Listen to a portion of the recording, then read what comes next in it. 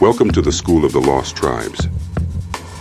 Your charity helps generate the lessons needed to seal the chosen before the destruction. Colossians 2:16. Let no man therefore judge you in meat, or in drink, or in respect of an holy day, or of the new moon, or of the Sabbath days.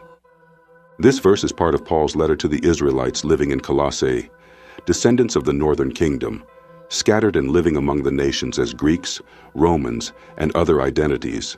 Paul encourages them not to be swayed or condemned by outsiders regarding the practices given exclusively to Israel, including dietary instructions, appointed feast days, monthly observances, new moons, and the weekly Sabbath.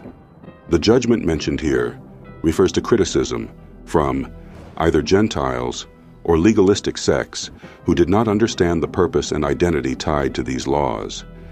Paul's words are not a dismissal of the Sabbath or holy days, but a call to defend the right of these returning Israelites to reclaim their heritage without being judged by non-Israelite standards. These observances were part of Israel's national identity, given in covenant and not to be altered by those outside that covenant. His exhortation reinforces that these sacred times still hold meaning for the scattered children of Jacob, who are returning to obedience and identity in Messiah, who was sent only to them. Matthew 15:24, Ezekiel 45:16-18. And it shall be the prince's part to give burnt offerings, and meat offerings, and drink offerings, in the feasts, and in the new moons, and in the Sabbaths, in all solemnities of the house of Israel. He shall prepare the sin offering, and the meat offering, and the burnt offering, and the peace offerings, to make reconciliation for the house of Israel. This prophetic passage outlines the responsibilities of the future prince in the restored kingdom of Israel. The prince, a ruler over Israel, is tasked with bringing the offerings during the appointed times, the feasts, the new moons, and the Sabbaths. These sacred appointments were never universal, but were given specifically to the house of Israel as part of their covenant with the Most High. See Leviticus 23. Here, the Sabbath is not abolished or spiritualized. It remains a central part of Israel's worship structure in the future kingdom. The verse emphasizes that these offerings serve a national purpose, to make reconciliation for the house of Israel. This is key. These ordinances, including the Sabbath, are not ceremonial relics to be discarded, but instruments of reconciliation and restoration for a covenant people. The house of Israel, specifically the dispersed northern kingdom, will be brought back into alignment through these appointed observances.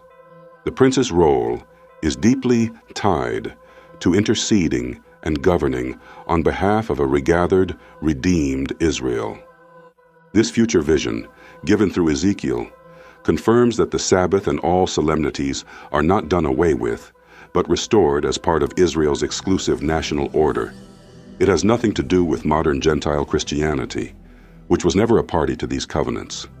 The reconciliation is for Israel, those who were once cast off, but are now being brought near again through obedience and right governance under the Prince. Isaiah 66:22-23. For as the new heavens and the new earth, which I will make, shall remain before me, saith the Lord, so shall your seed and your name remain. And it shall come to pass, that from one new moon to another, and from one Sabbath to another, shall all flesh come to worship before me, saith the Lord. This prophecy speaks of the time of full restoration, when the Most High creates new heavens and a new earth, and his righteous order is fully established. The seed and name that shall remain are not generic terms. They refer to the promised descendants of Jacob. This is a reaffirmation of God's eternal covenant with Israel, whose identity and inheritance will continue even into the renewed creation. The context is national and exclusive. Israel's continuity is what grounds the entire vision. The mention of all flesh coming to worship from Sabbath to Sabbath and new moon to new moon must be understood in light of the broader prophetic language. All flesh here refers to all Israelites, Both houses, northern and southern, regathered from among the nations where they were scattered. See Isaiah 66:20 just before this. They are now cleansed and walking in covenant, keeping the same appointed times given at Sinai, including the Sabbath. This is not about Gentile nations universally adopting Israel's ways, but about the fulfillment of the promise that Israel would be regathered and worship the Lord in unity and obedience. So rather than nullifying the Sabbath, this passage confirms that it will still be in effect in the new creation. It remains a holy, appointed time, set apart for Israel's worship of their God.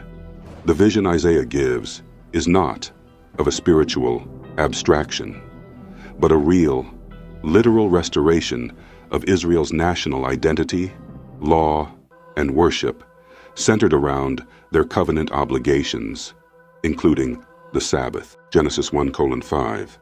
And God called the light day, and the darkness he called night, and the evening and the morning were the first day.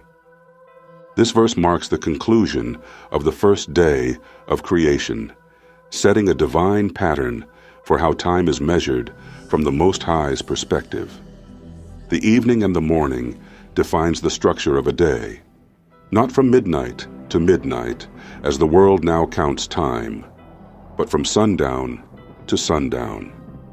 This order is foundational and was later carried directly into the laws given to Israel. Cf. Leviticus 23:32, where days, including the Sabbath, begin and end at sunset.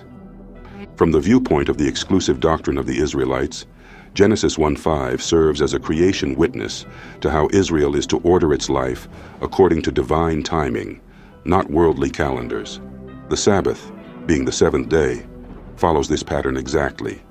It is not a later invention, but part of the created order, revealed from the beginning and later reaffirmed to Israel alone. Exodus 31:13 through 17.